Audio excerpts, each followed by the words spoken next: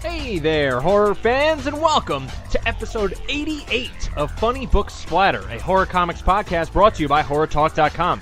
I am your host, James Ferguson. This week, I'm playing catch-up, so I've got my first batch of interviews from New York Comic Con for you. I did 6 altogether, and I'm breaking them up into 2 episodes. This first batch includes Sanford, Greene, and David F. Walker from Bitterroot, then Christofer Emgard, the writer of The Whispering Dark, and finally, Evan Dorkin, Veronica Fish, and Andy Fish from Blackwood. I will interject in between each interview to give you some additional specifics. Quick note, these interviews were conducted on the show floor at New York Comic Con, so you will hear the crowds in the background. I conducted some audio wizardry to lessen that background noise as much as I could, but it's somewhat inescapable. You could still hear the people being interviewed clearly, so don't worry. First up are Sanford, Greene, and David F. Walker. They, along with Chuck Brown, are the creative team behind Bitterroot, set to debut on November 14th from Image Comics. This is a new take on monster hunting set in the 1920s during the Harlem Renaissance. From the sound of it, it's going to be a pretty epic book. So let's dive into that one.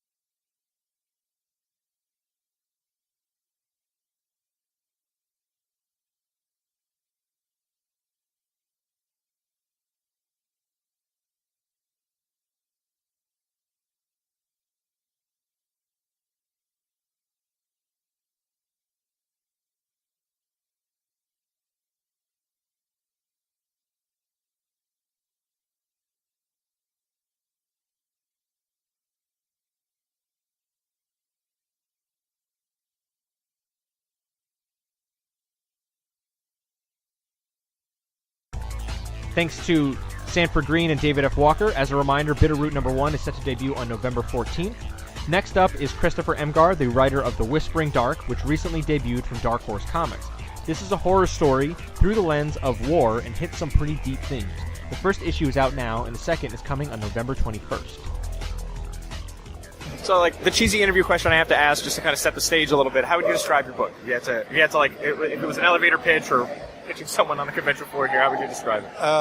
It's simply Apocalypse Now meets At the Mountains of Madness. It's a war horror comic, and the story about a descent into madness, you could say, and how, good intentions might not always be such when the reality of war hits in.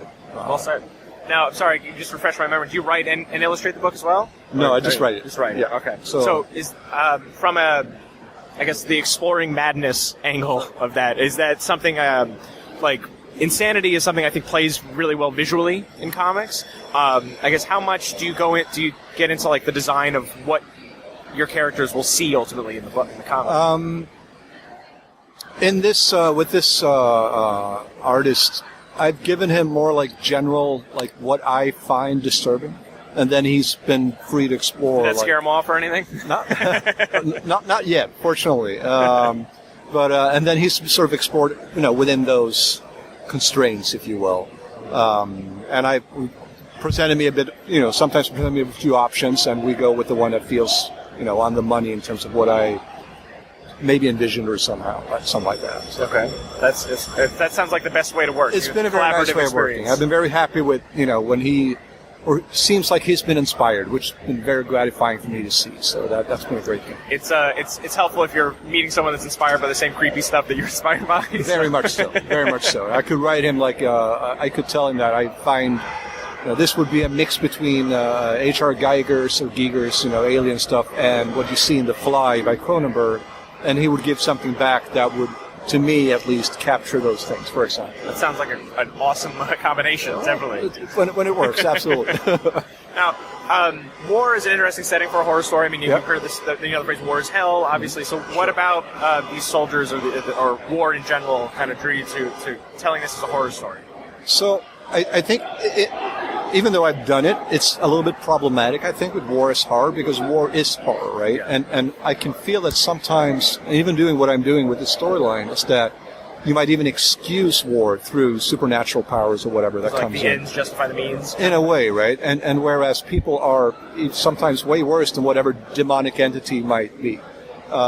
With that said, though, I am fascinated by what war, fascinated in a terrible way, but what war does to the mind and to people. Yeah. And the experience of killing and what killing does to you.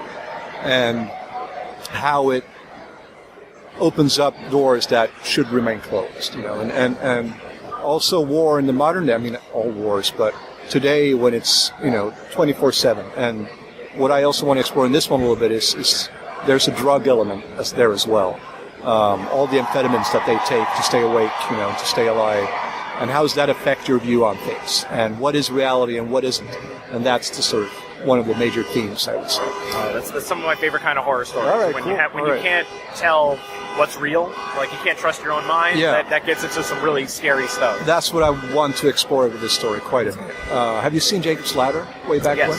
Yeah. It's one of my favorite movies, and in this you might see there's been some inspiration here as well from that one. So. That's great.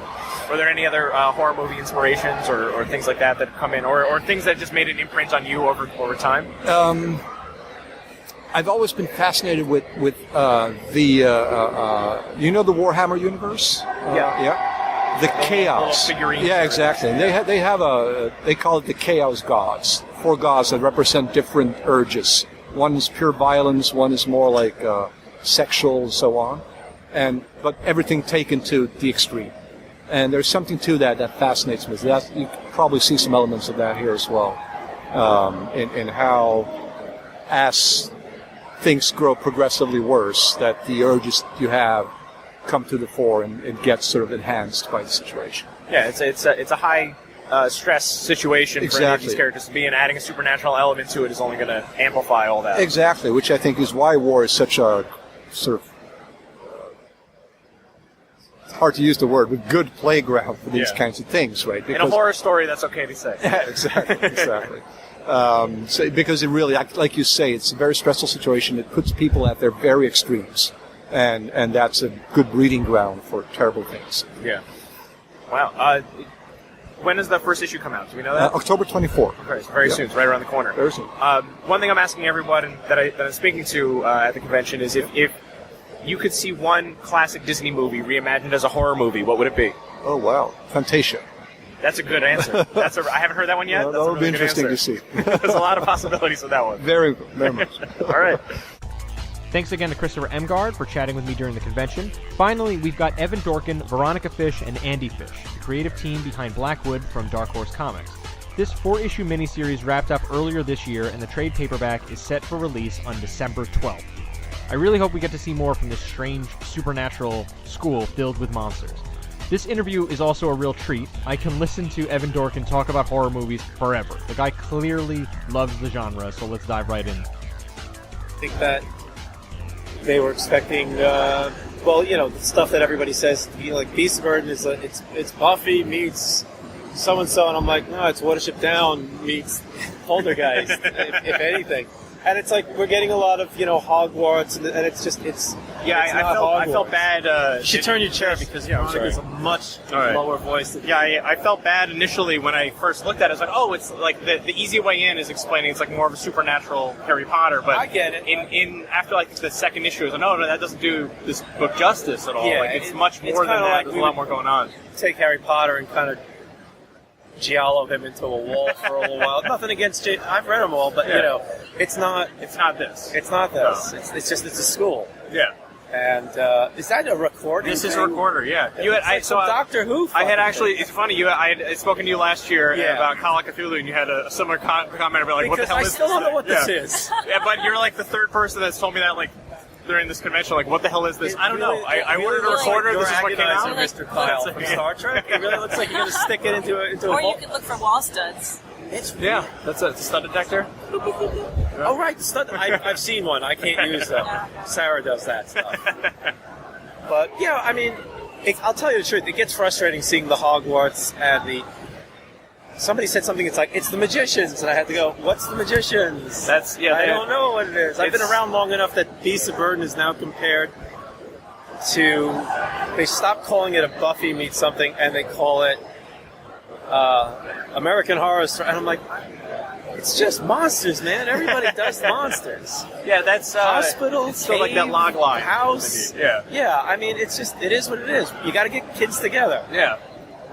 School. In this case, a supernatural college is something that seems kind of interesting. What I thought was really interesting about the book was how like they didn't entirely know what they were getting into.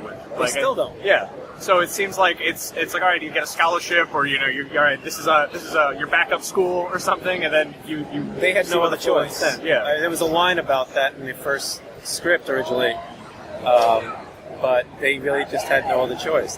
These people have lost everything, or chosen to leave everything, and this is their lifeline. But they don't realize that there's a catch. They know now. Only one character is kind of. Reiko she was hoping there was a catch. She's become a very interesting character. She's not exactly the way I saw her, but all the characters kind of changed a little bit when the design. We talk about the designs all the time. Yeah. On that note, like the monsters and creatures in this book are out of this world. Like, how do you come up with those kind of designs for these things? They design. Do you just go like something scary and then? Sometimes I'll have a full description, but sometimes not. And it comes back. For the giant, there's the bug goddess, and I was originally going to do a woman with kind of like bug eyes and then bug appendages. But as Evan was sending me actual bug reference. Wasps. For like real like wasps in Madagascar that are as big as your face and all that stuff. I started thinking what would I find really, really frightening, and we had come across this stick spider that is literally just a stick body with two giant eyes and like little fangs, and we just thought that was the most frightening bug we'd ever seen. So we just went by what we thought was really scary and then just drew it. I like the bugs. I like the fact that on that design it's blah blah blah, the goddess of all the insects. It's actually a very not physically intimidating. You know what I mean? It's not the worst bug, scariest roach you ever saw. It's not muscly. Its power is not in its size. Yeah, and it is creepy. More unsettling than outright scary. Yeah, but I like it a lot. Yeah. You didn't have like a bug phobia or anything going into this, did you? I'm bad with bugs personally. The bugs started to get old because there's so many of them. Yeah. So you just think, I'm very easily scared. Horror movies scare me. Horror books scare me, but I really like them. But I'm getting better with bugs because I kind of have to, because my daughter doesn't like them. So over the years, I've had to become a little more calm around them, so not to set her off. But centipedes, that's why the centipedes are in there. Yeah. Centipedes scare the crap out of me. They're terrifying. I still have real problems with them. Yeah. I will scream, they'll hear me 3 floors up. They'll know it's a centipede. Spiders I'm better with. I'm kind of friendly with them. Well, they matter legs. Like 8 legs is one thing. They're but, too fast. How many legs they got, I don't They're know. too fast. Too many. Too fast and too unpredictable. Ogden's when Ogden kind of has that coat and the hat and the glasses. Andy actually designed that kind of a mashup of classic, universal. You had looked at The Invisible Man. Yeah, we wanted to. Mad Love, all that stuff. Yeah, Mad Love. That was our classic, and it was perfect. But except I like that that he's got rot coming out of places. I mean, it's just a nice mix. And also, there's the dream creature in the second dream. Looks like that was a lot of your design. Super visceral with the gore in there. That one is wild. The one that has the head sticking out, which it turns out nobody's really caught it, but those are all the heads of Ogden's. Oh, is that those are all his personalities. Yeah, those are all of Ogden's personalities. Yeah. That's one of the. Nobody's caught that yet. All right. Exclusive. I didn't really do a good job making it look like the different guys, but Andy had designed one that was too scary, and then What do you mean? Wait, I want to see it. yeah, and then you had asked us to hold it back, Did so I? I did the one that. Oh, was it the first printed. one that was just too murdery? Yeah, it was too murdery. Right, And it was then too you, murdery. you said save that for later. Yeah. The one printed is mine. Oh, yeah. It was. But there's a lot. It has similarities too. Yeah. I mean, it's just really it's an intense image. She just really brought good. it back a little bit. Yeah, And it was for the better. You have to Because lower we were the murdery quality. Yeah. I remember. It was early in the book, and since people don't know what to expect, it just looked like it wanted to kill them, and we wanted that to be up in the air because it really was trying to Communicate warn with them. her. Yeah. It was kind of the tachyon transmission from Prince of Darkness kind of thing. It was trying to talk to them at the same time. Which is a terrible movie, by the way. No, it's not. You owe us $9.95 because I bought that. Prince of Darkness is great. You're out of your mind. I can't return that. Why is it terrible? Send it to me. I love Prince of Darkness.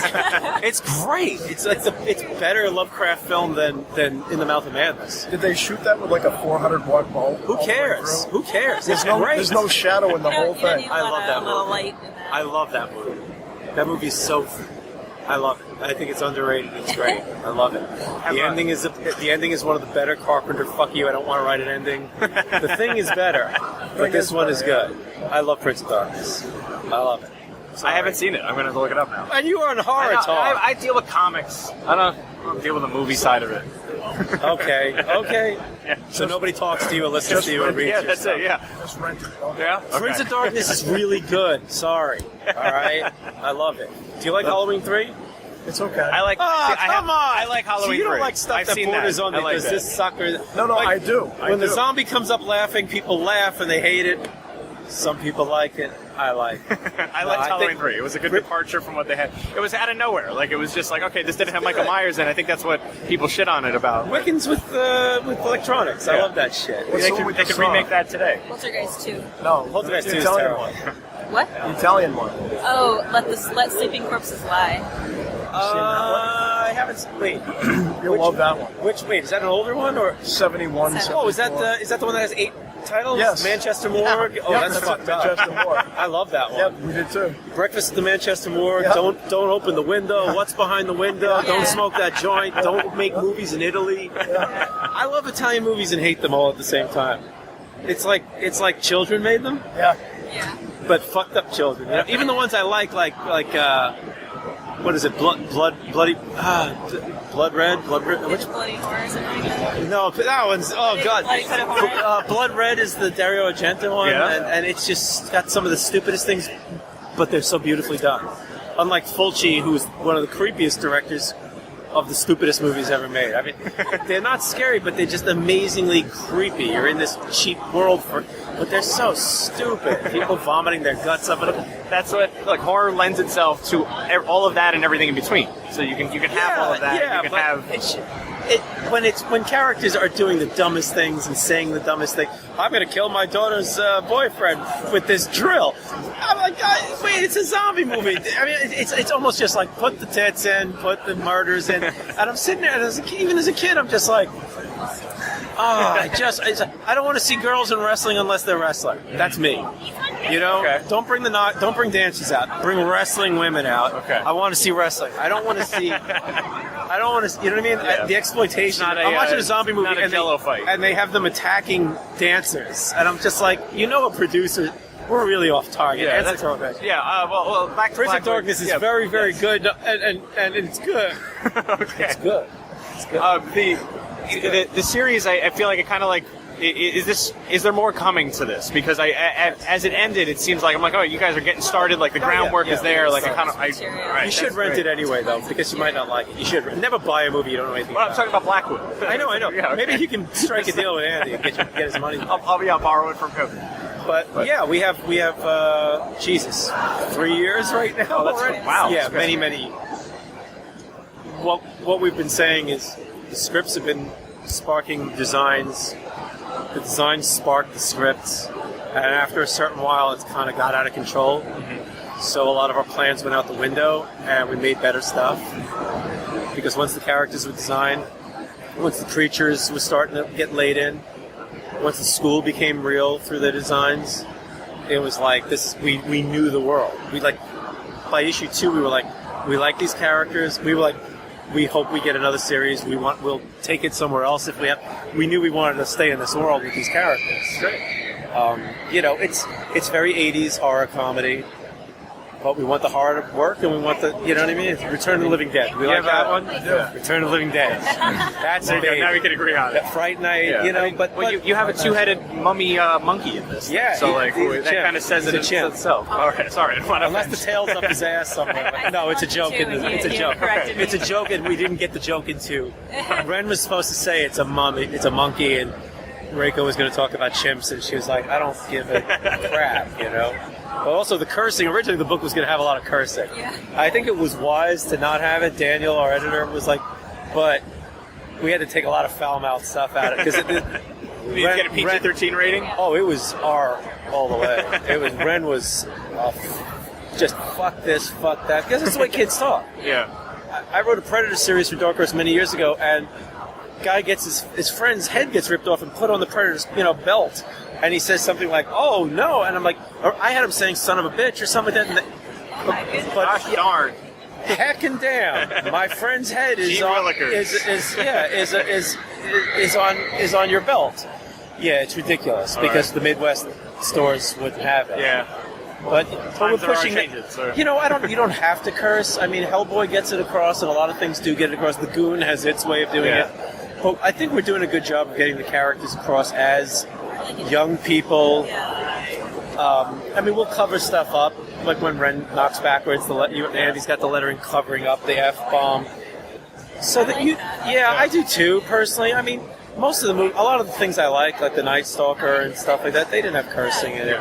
If you can't write it without cursing, then there's a problem. It also allows for some more creativity, I'd imagine, because you're kind of like, that's one rule that you have to kind of abide by. So if you want to say, all right, no cursing or limited cursing, how can you say things without saying them and covering it up that way? We don't really have any rules except no wands, no brooms, and don't get too deep into how the magic works, because we're not really interested. And that's fine. I feel like that's been a movement lately. We try where to you get don't have to away explain from that. everything. Cut to the next scene. Yeah. How does this work? Fuck it, throw it. Yeah. Leave it alone. Accidents. They're in school. They shouldn't be touching You don't this have shit. to go. But they're going to touch a lot of it. That's the thing. Great. So, do you have any questions about the art or anything like that? Well, yeah. I mean, how do you guys put together in terms of the design for that? It sounds like you do some of it, you do some of it. How does that all kind of come together? For that kind of stuff? Do you just kind of kick back and forth? Yeah, we do, and then whoever has the better design wins. And I think it's really great. I think for a working relationship that you just bouncing back and forth. Yeah. There's a lot of times that I think we almost always agree. Yeah. But we act out the whole script. We get it. We love his scripts. And then we start to think visually. And if somebody has a better idea, they'll pitch it. Yeah. And we have sort of a blackball rule where if I feel strongly about something, I'll fight for it, and vice versa. Yeah. But a lot of the times, like if somebody has a doubt about something, it makes sense. Okay, well, we should rethink how this works. Yeah. I designed all the kids. I designed all the people. And then when I felt like I was hitting a wall, I would go to Andy and say, I need you to pull up some books for me. I need you to like suggest something for me. And he always, like his skills fill the gap of my skill set. So I feel like we can roll ideas off nice each balance. other. That's funny. That's the way Sarah and I are. Yeah. She's competent. I'm not. But it's true. We like lock together, like two, usually between the two of us on scripts, we come to a consensus. And there's times where I'll fight for something, and then I'll wake up the next day and go, "Oh shit." Yeah, you're right. There's been so many great moments where Andy has told me you should do this, and I'll be like, no, and I'll send Evan, sketches, and he'll write back, I like this way better, and it was what Andy had suggested. So It comes together. It's funny because at the same time there's been times where Veronica was like, she felt really strongly about two designs on the characters.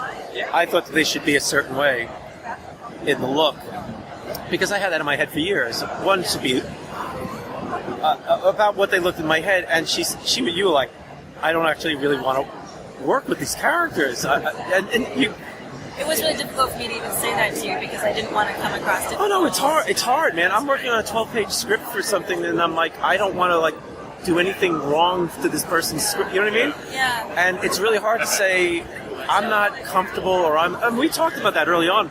Also, we're dealing with horror. What are we comfortable with showing, what not showing? We'll back away from anything if it's too creepy or too gross, too personal. Everybody's got a comfort zone. But one day I got an email from Veronica, and it was like, basically fighting for, and I am so happy that she did, because the characters work so much better. Yeah, so much better. It was basically casting. During the casting, I saw it one way.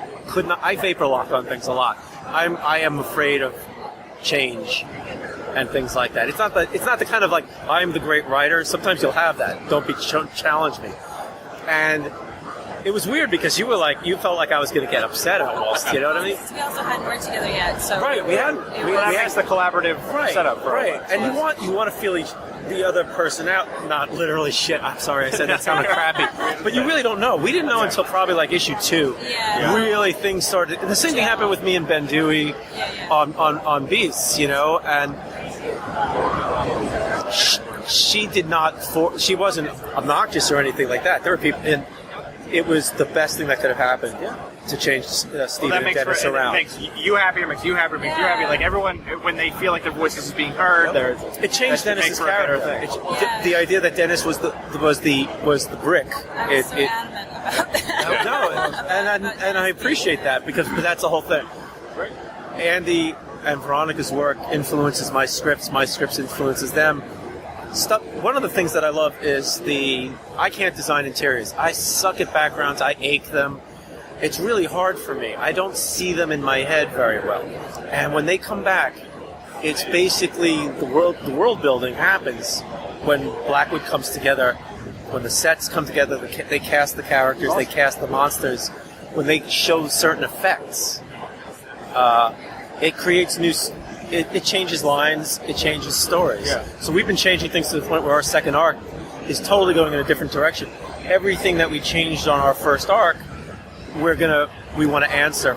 We want to deal with the aftermath of Ogden, the emotional turmoil. What do you do when this guy dies? The funeral, everybody starts coming back to the school. What is the town like? All that kind of crap. Can't wait. Yeah. That's awesome. Great wait there. We're good. That'll wrap it up. That's awesome. Okay. Yeah, I can't wait for this. All right, folks, that's it for this episode of Funny Book Splatter. Thanks again to all the creators that spoke with me during the convention. As a reminder, this is just part 1. Come back next week for another batch of interviews from New York Comic Con. Thanks.